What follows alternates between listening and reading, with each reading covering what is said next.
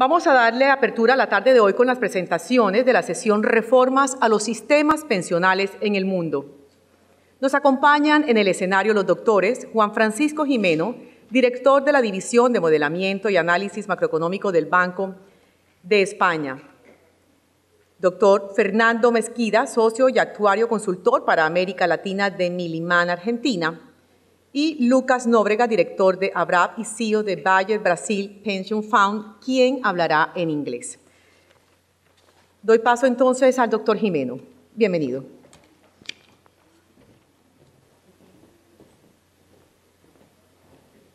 Buenas tardes. En primer lugar, quería agradecer a FIAP y a Sofondos la invitación a participar en este congreso. Es la primera vez que tengo el privilegio de visitar Colombia y ya les puedo adelantar que no será la última. Me parece un país fascinante. En segundo lugar, como empleado de un banco central, tengo muchas servidumbres. Una de ellas es decir que lo que voy a contar aquí es opiniones personales y que en ningún momento reflejan la opinión de la institución para la que trabajo. Bien, en esta presentación lo que me han pedido es que hable del sistema español de pensiones. Creo que es conveniente, sobre todo también por lo que se ha discutido esta mañana sobre el sistema colombiano, hacer en primer lugar, una serie de reflexiones generales sobre qué debe ser un sistema de pensiones, qué objetivos debe tener y cómo cumplirlos, porque luego lo que vamos a ver sobre lo que está pasando en España está un poco relacionado con esto. Y en general todo sistema de pensiones tiene unos objetivos que cumplir y la evaluación que hagamos de esos sistemas de pensiones tiene que ser en función de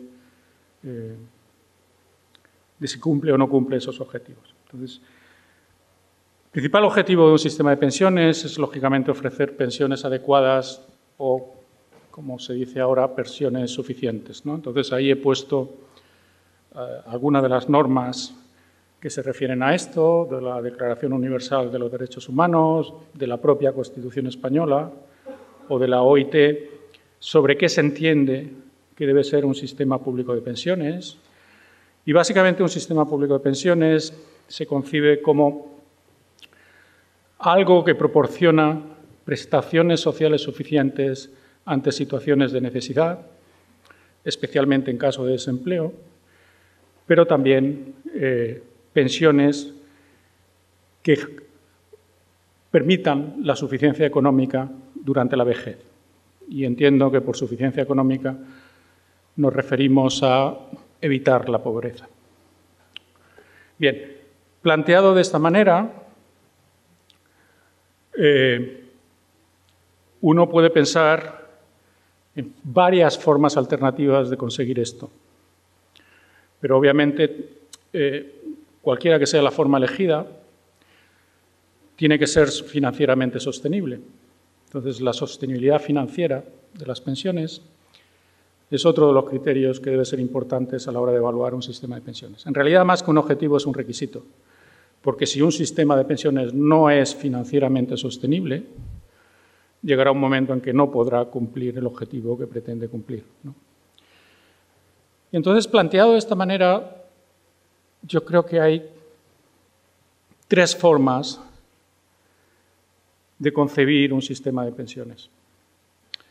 Uno es el que es más general en la mayoría de los países, que es el sistema de reparto basado en cotizaciones sociales y en el principio de prestación definida, cuyo objetivo es sustituir rentas.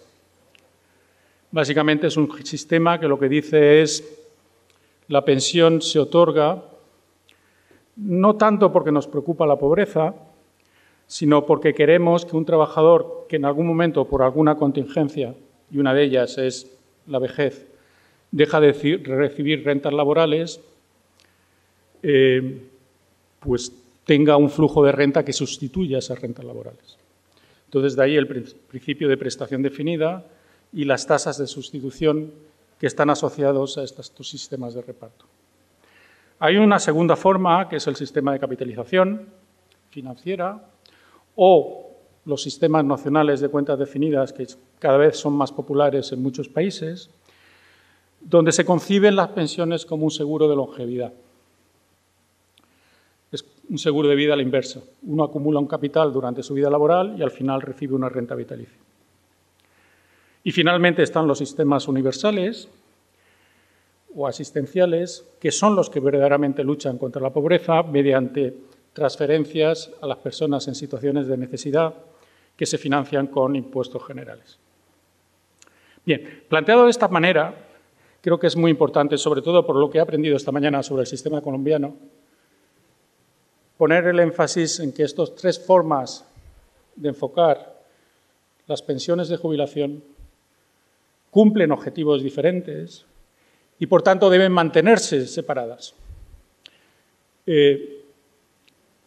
Hacer o permitir que la gente pueda optar entre estos distintos sistemas, permitir flujos de renta y de financiación entre estos sistemas, me parece una muy mala idea. Y digo esto porque ahora en España, por ejemplo, lo que está pasando es que como el sistema de reparto de prestación definida, lo vamos a ver más tarde, está en un déficit estructural que va a ser permanente y que va a aumentar, pues básicamente lo que estamos haciendo es financiar pensiones contributivas con impuestos generales, lo cual, además de ser regresivo, conceptualmente y creo que incluso jurídicamente es un problema serio. Repito, por lo que he aprendido esta mañana en el sistema colombiano, hay muy poca transparencia y muy poca separación entre estos tres pilares en el caso colombiano. Y, bueno, todo lo que sé del caso colombiano es lo que he aprendido esta mañana y, por tanto, no me voy a atrever a hacer una propuesta de reforma. Pero sí me parece que un buen sistema de pensiones tiene que basarse en la transparencia y en la separación de objetivos, en la transparencia de cada uno de sus pilares y en la separación de estos pilares. Que cualquier intento de juntarlos o de permitir transferencias entre ellos es una mala estrategia. Bien, bueno, en el caso de los sistemas de capitalización financiera o los sistemas de cuentas nacionales, la sostenibilidad financiera está garantizada por el criterio actuarial con el cual se calculan las rentas vitalicias, siempre y cuando ese cálculo actuarial se haga bien, y cada vez es más difícil hacerlo bien, porque los periodos, la longevidad aumenta y los periodos de jubilación son más largos, y calcular bien todos los riesgos asociados a esos largos periodos de jubilación no es fácil. Calcular cuánto puede aumentar la longevidad en los próximos años tampoco es fácil. Entonces, cada vez es más difícil hacer estas cuentas actuariales, pero, bueno, en principio, si uno las hace bien, garantiza el sistema de sostenibilidad financiera. En el caso de las prestaciones asistenciales, pues los impuestos generales son los que son y esto forma parte de la restricción presupuestaria del Gobierno. Mientras uno tenga suficientes impuestos generales, pues puede financiar estas pensiones. En el sistema de reparto de prestación definida las cosas son diferentes, porque en el sistema de reparto de prestación definida se pretende que sean las cotizaciones sociales las que financien estas prestaciones contributivas. Esta es la idea fundamental del sistema contributivo. Y lo que ocurre es que hay una restricción financiera bastante obvia, que es la que tienen expresada ahí en tres identidades, bueno, dos identidades y una condición de equilibrio financiero. La primera identidad simplemente descompone el gasto como porcentaje del PIB en el producto de 4 factores. La tasa de dependencia, la tasa de beneficio definida como pensión media en relación al salario medio, la participación de los salarios en la renta nacional y la inversa de la tasa de empleo. Y la segunda identidad simplemente dice que los ingresos del sistema contributivo como porcentaje del PIB es el producto de 2 factores, la participación de los salarios en la renta nacional y el tipo efectivo de las cotizaciones sociales.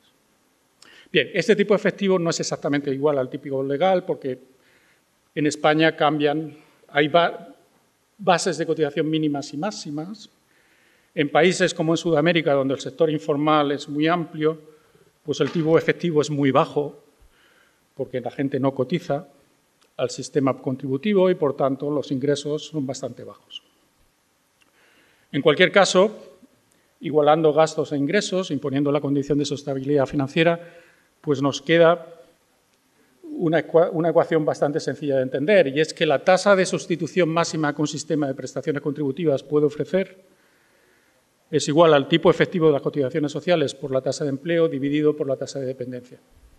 O dicho de otra manera, el tipo efectivo de las cotizaciones sociales multiplicado por la relación entre cuántas personas están trabajando y cotizando y cuántas personas están cobrando prestaciones contributivas.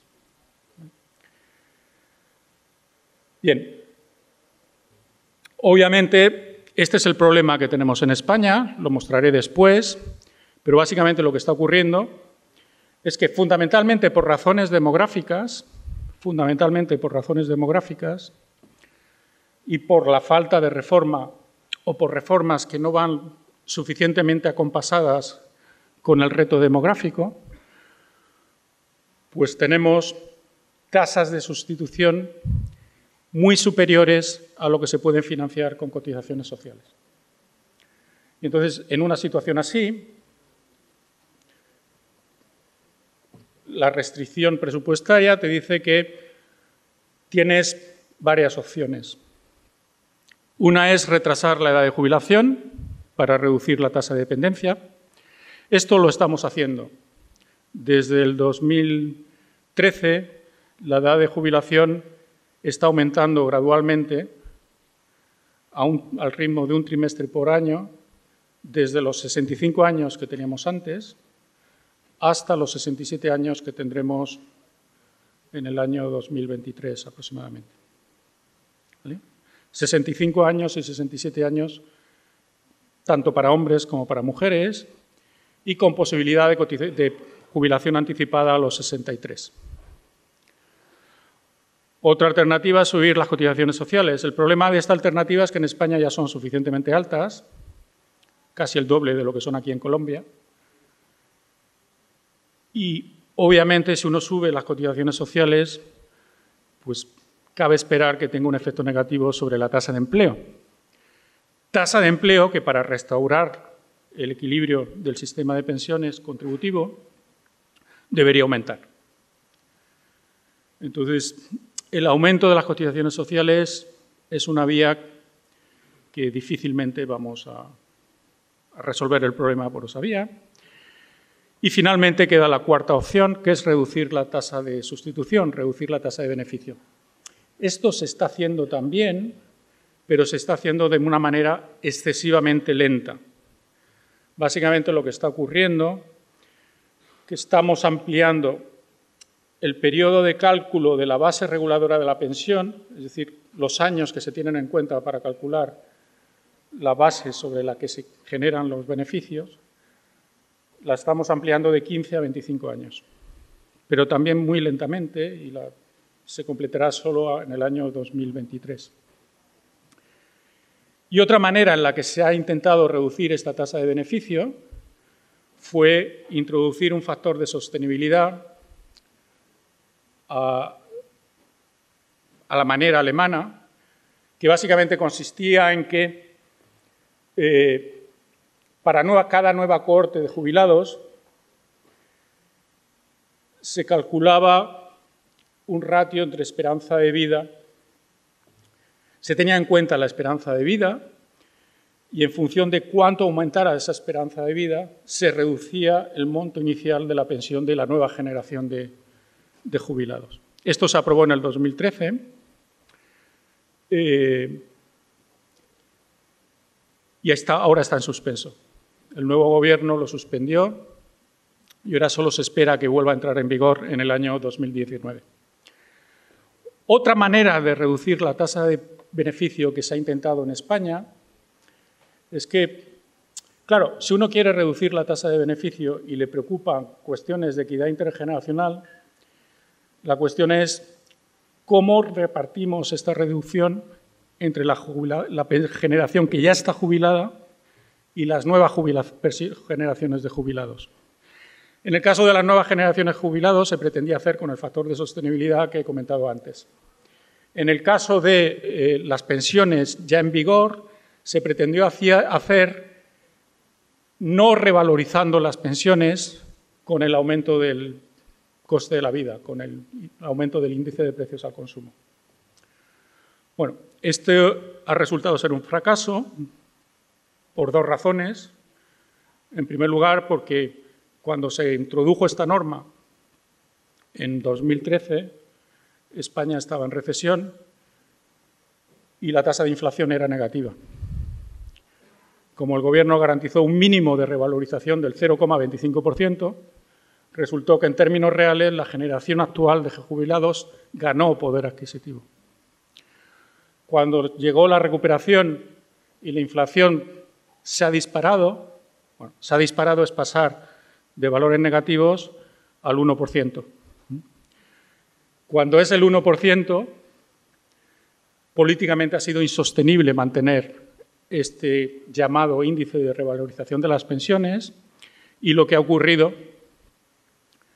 es que, de nuevo, el nuevo Gobierno socialista lo ha paralizado y, en principio, de nuevo, hasta el año, decía 2019, pero el 2019 ya estamos, hasta el año siguiente o el año 2021 no sabemos cómo se van a revalorizar las pensiones en España. Bien, entonces, en este gráfico he puesto, en esta transparencia, he puesto básicamente los números así de más generales del sistema de pensiones en España. Ahora mismo en el sistema de pensiones contributivas en España se gasta el 10% del PIB.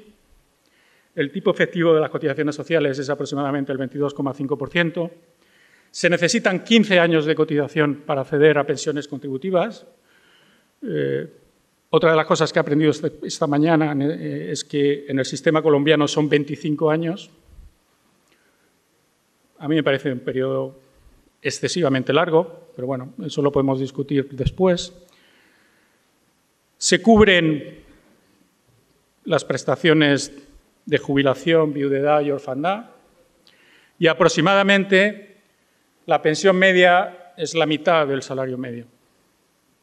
Como les decía, la edad de jubilación está aumentando gradualmente hasta los 67 años, aunque es posible jubilarse antes de los 63. En el sistema asistencial tiene dos pilares, tiene dos medidas. Una es lo que se llama el complemento de mínimos. Básicamente esto significa que si el derecho a pensión contributiva que uno ha generado está por debajo de una determinada cantidad, la diferencia la complementa el Estado con un subsidio.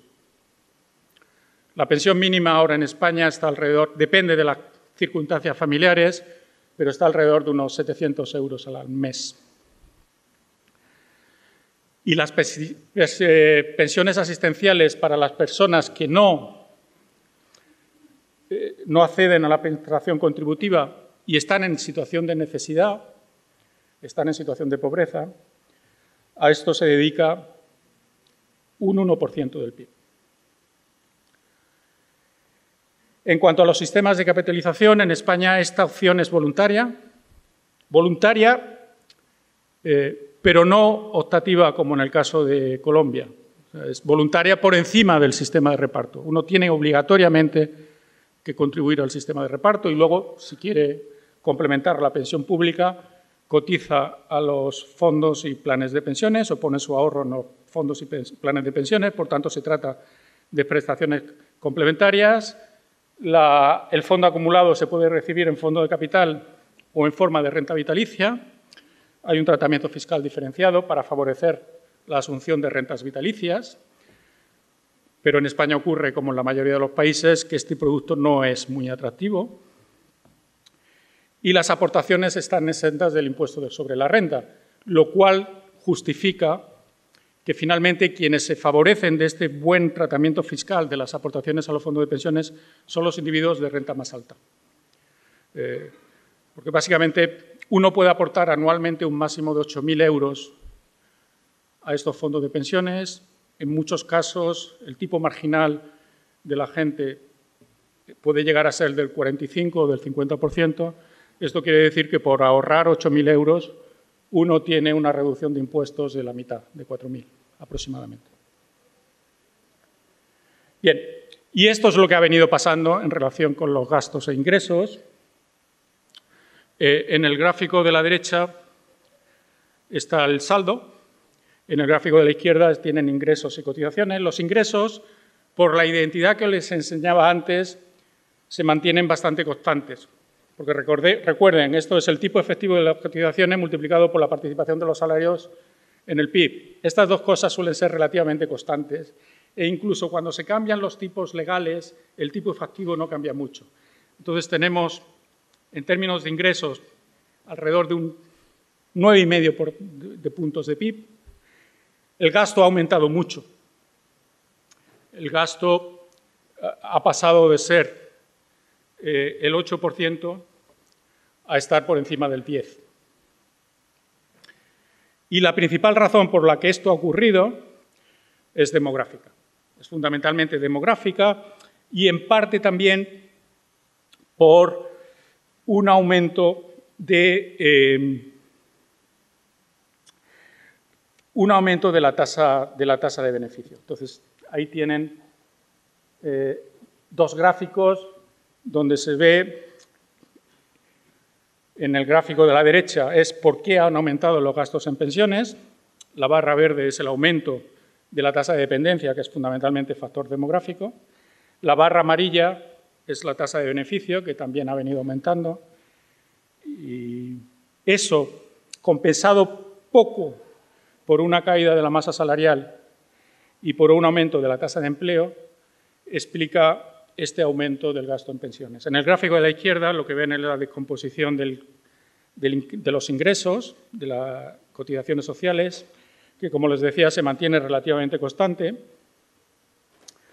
porque la participación de los salarios en la renta nacional, en el PIB, que es la barra verde partido por la barra azul, es relativamente constante, y porque el saldo del tipo efectivo pues, ni siquiera se ve en el gráfico, ¿no? Porque no varía.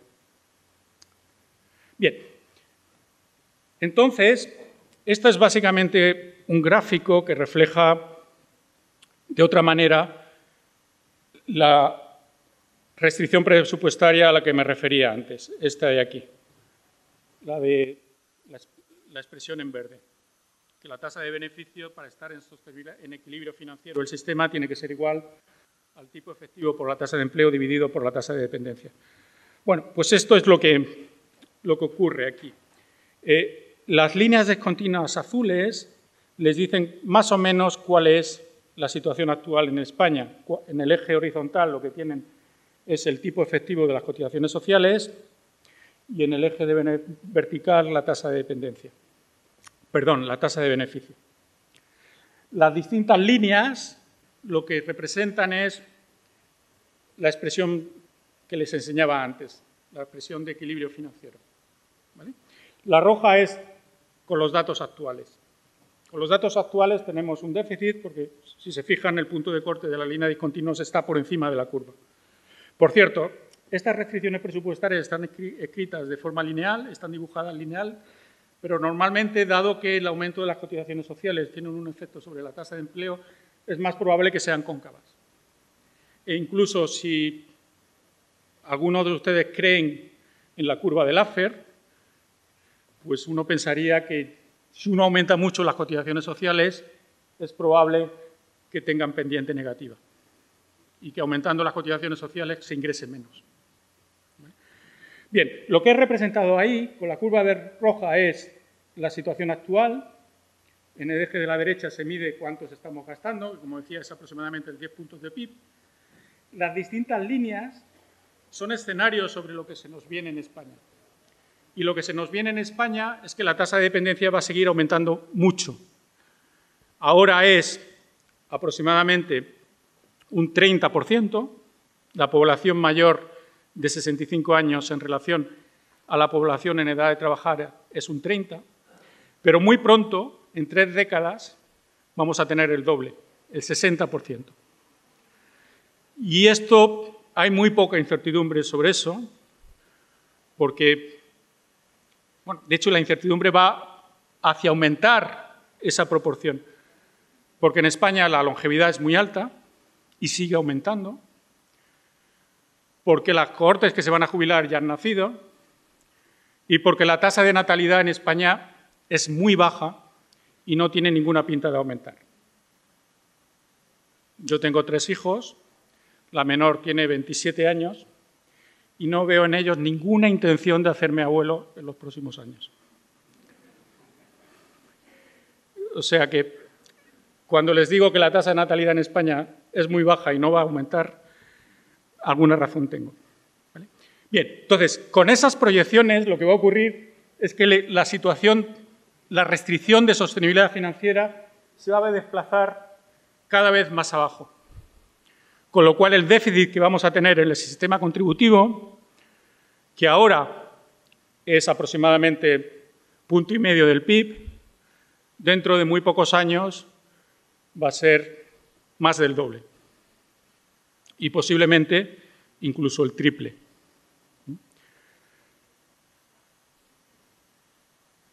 Bueno, esta es la situación. ¿Qué ocurre en el pilar complementario? Pues lo que ocurre en el pilar complementario también es bastante preocupante, porque lo que está ocurriendo es que los fondos de pensiones en España, que nunca tuvieron un volumen muy alto, nunca llevaron a representar más del 8% del PIB en términos de capital acumulado, en los últimos años se han dado la vuelta. La baja rentabilidad del ahorro ha dado lugar a que la gente ya no utilice estos vehículos de ahorro, aun cuando el tratamiento fiscal sigue siendo bastante favorable. Y, de hecho, en los últimos años, como ven en el gráfico, lo que está ocurriendo es que las aportaciones netas a los fondos de pensiones están siendo ya negativas. O sea, las retiradas de capital de los fondos está siendo mayor que las nuevas aportaciones. Bien, ante esto, ¿cómo está la estrategia de reforma del sistema de pensiones en España? Bueno, pues en España nos inventamos una cosa que se llamó el Pacto de Toledo para evitar que esto fuera un elemento de lucha política entre los partidos políticos.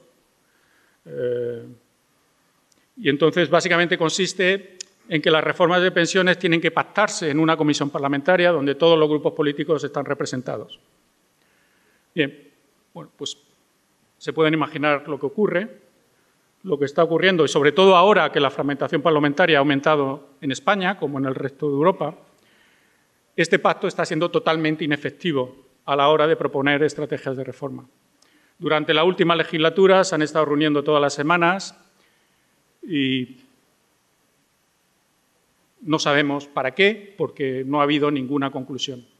Ahora tenemos elecciones, dentro de muy poco, y básicamente lo que está ocurriendo en las discusiones que se están preparando para la campaña electoral, que empezará pasado mañana, es prometerles a los españoles que las pensiones van a crecer y van a crecer mucho, a pesar de la situación que les enseñaba antes. Entonces, ahora mismo lo que está ocurriendo es una competencia electoral por ver qué partido promete más aumentos de pensiones, a pesar de lo que les contaba antes. Entonces, hay muy pocos avances. Como les decía, los escasos avances que se consiguieron en la última reforma que se implementó en 2013 han sido suspendidos.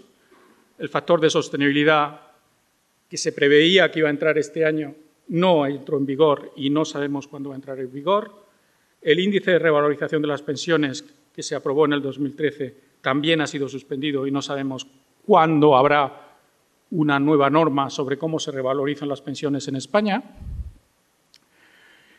Y, bueno, esto unido a que en la opinión pública hay poca conciencia del problema, hace que haya muy poco apoyo social a reformas fundamentales, que en mi opinión es lo que necesitaría el sistema español. Básicamente, si queremos seguir teniendo un sistema contributivo, la tasa de beneficio de ese sistema contributivo no puede ser el 50%, tiene que ser aproximadamente un 25% más baja. ¿Cómo hacer esta reducción? Obviamente es una discusión muy importante, tiene consecuencias para la equidad intrageneracional e intergeneracional. Hacerlo bien protegiendo a los individuos más débiles y a las generaciones con rentas más bajas, las cohortes de población con rentas más bajas, debería ser el objetivo. Y ante esto, pues, todo este problema se complica además con perspectivas económicas que tampoco son muy halagüeñas. Si puedo tomar un minuto más, quería hacer hincapié sobre esto muy rápidamente. El sistema contributivo, como les decía antes, era un mecanismo de sustitución de rentas. Pero esto tenía sentido cuando estábamos hablando de una vida laboral bastante estable, donde la gente llegaba al mercado de trabajo, conseguía un trabajo, trabajaba en ese trabajo durante toda su vida y, por tanto, las rentas eran bien definidas. Sabíamos qué rentas había que sustituir. Ahora estamos en un contexto económico en el cual, por los cambios tecnológicos que se avecinan, y de hecho se mencionaba esta mañana, el contexto vital es mucho más complejo. La gente tiene otras necesidades, experimenta vidas mucho más heterogéneas, hay mucha más volatilidad. Y esto va a seguir aumentando como consecuencia de los cambios tecnológicos, como os decía. Entonces, en ese mundo tiene sentido seguir pensando en un sistema contributivo de pensiones que sustituya rentas. Bueno, yo no soy de los economistas que tienen una bola de cristal, pero me da la impresión de que en ese contexto es más difícil gestionar bien un sistema contributivo. Y en cuanto a la rentabilidad del ahorro, bueno, pues ya se ha dicho también antes, vamos hacia un contexto en el cual el ahorro va a ser menos rentable, los activos seguros van a tener tasas de rentabilidad más bajas y también los activos con riesgo van a tener tasas de rentabilidad más bajas, en un mundo en el cual el apetito por el riesgo va a ser menor, por el envejecimiento de la población y por la baja inflación. Eso unido a cómo instrumentar transferencias intergeneracionales de riqueza en un mundo en el cual hay baja natalidad. Es decir, antes la gente heredaba cuando era joven y eso le permitía apoyar su proyecto vital. En España ahora estamos heredando después de jubilarnos. Yo tengo 57 años y todavía no he heredado. Espero que pasen muchos años hasta que herede, pero muy probablemente cuando herede será cuando ya no lo necesito. Entonces, en ese mundo, el aseguramiento de riesgos de supervivencia me da la impresión de que va a ser mucho más complejo y cómo gestionar un sistema de pensiones va a ser mucho más complejo. Y todo lo que se me ocurre decir sobre esto es que me parece que en ese contexto la coordinación entre innovación financiera y coordinación entre el sector público y el sector privado va a ser más necesaria que nunca. Y nada más. Disculpas por haberme extendido un poco más del tiempo al que tenía.